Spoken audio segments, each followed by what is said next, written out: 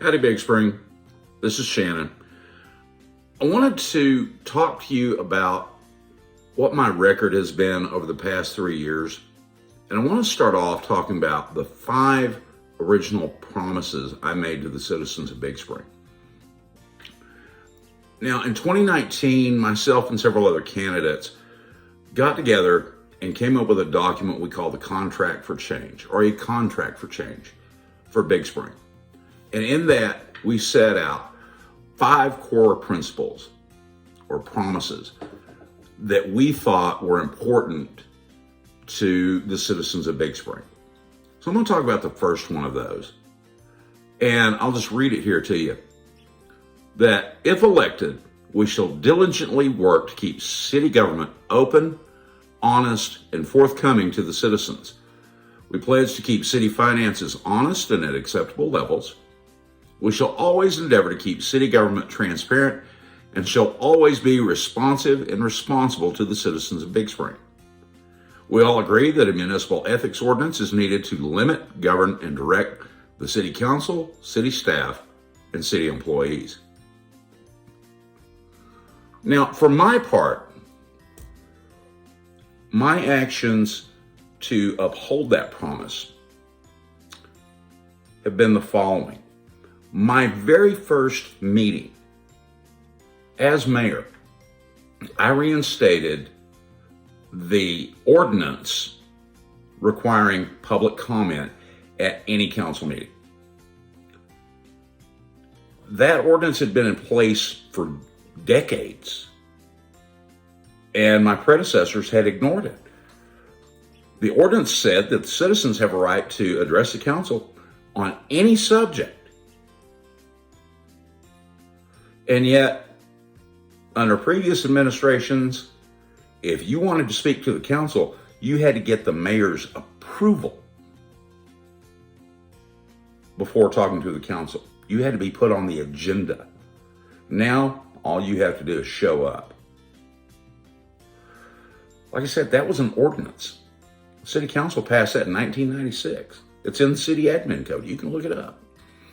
Now, later in 2019, the state of Texas expanded on that with a new addition to the Texas Public Meetings Act that states that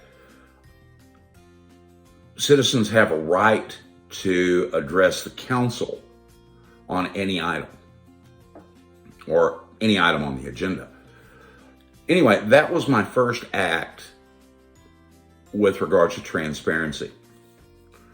Now, going forward from that, the council had been in a habit of taking a lot of things to executive session, that is, behind closed doors, that they really weren't supposed to. And so early on, with one of those deals, specifically the Silverleaf property at Parkway and Hearn,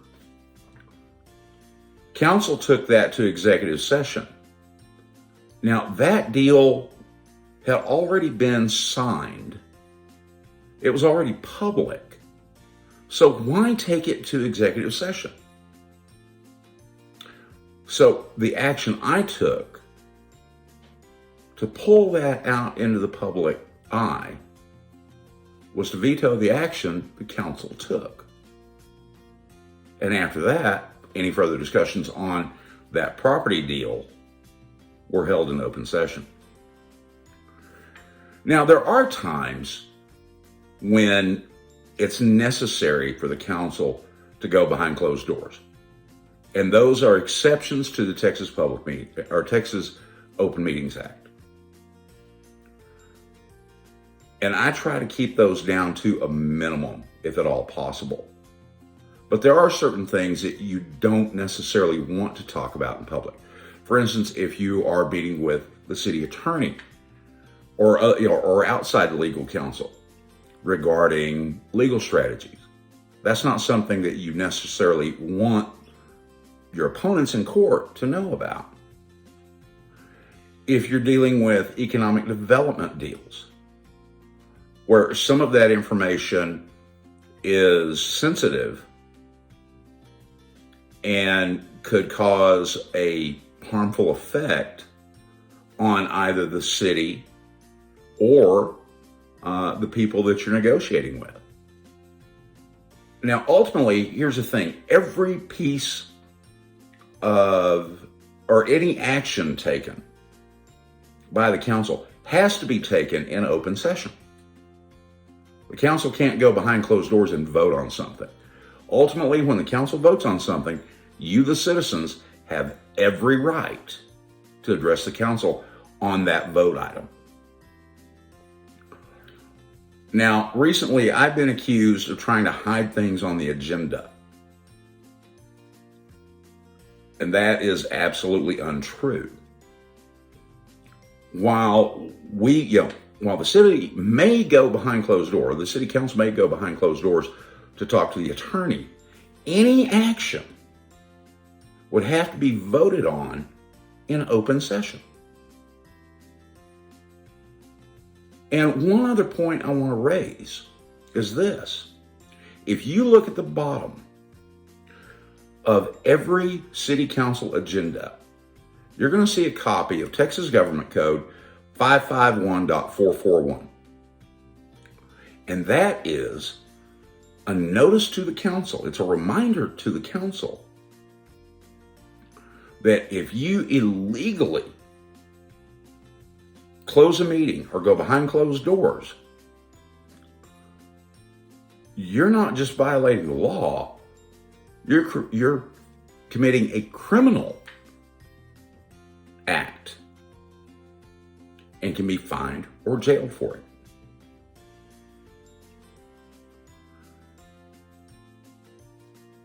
Personally, with regards to my engagement and responsiveness and responsibility to the citizens, I don't think anyone can argue the fact that I am the most open and responsive mayor Big Spring has seen in a long, long time. Social media helps with that a lot. But that's not the only way. My email address is on my Facebook page. My phone number is on my Facebook page. As often as not, I answer the phone. If you call, you're going to hear somebody say, City of Big Spring. And as often as not, that voice is going to be mine because I answer my own phone calls. I answer my own emails. I respond directly to private messages and comments on Facebook. If you have a question, concern, whatever, always know you can reach out to me. I watch Facebook as closely as I possibly can, but quite frankly, I've got a lot of followers on my Facebook page, and I've got a lot of friends on my friends list. So every once in a while, something might slip past me. If it does, you're not going to hurt my feelings by reminding me about it. I'm only human. Finally, in that promise, we talked about establishing a municipal ethics ordinance. Well, the council already has its own ethics ordinance, and the council has taken action on that. The city employees and city staff have their administrative directives. So there is essentially an ethics policy in place for both the council and city staff. And that has gone through improvements over the last 3 years. So I'm going to say that with regards to point number 1 on the contract for change, I've kept that promise. I've tried to keep City of Big Spring business as open, honest, and transparent to the citizens as I possibly can. Even when the council has fought me on it. Anyway, folks, I appreciate you taking the time to listen to this. I'm going to be doing more of these on the additional points in the contract for change. And I hope that you'll see what I say all the time. I have 28,183 bosses.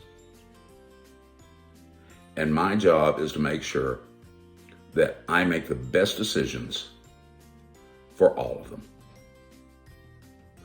Thanks for listening. We'll talk to you again soon.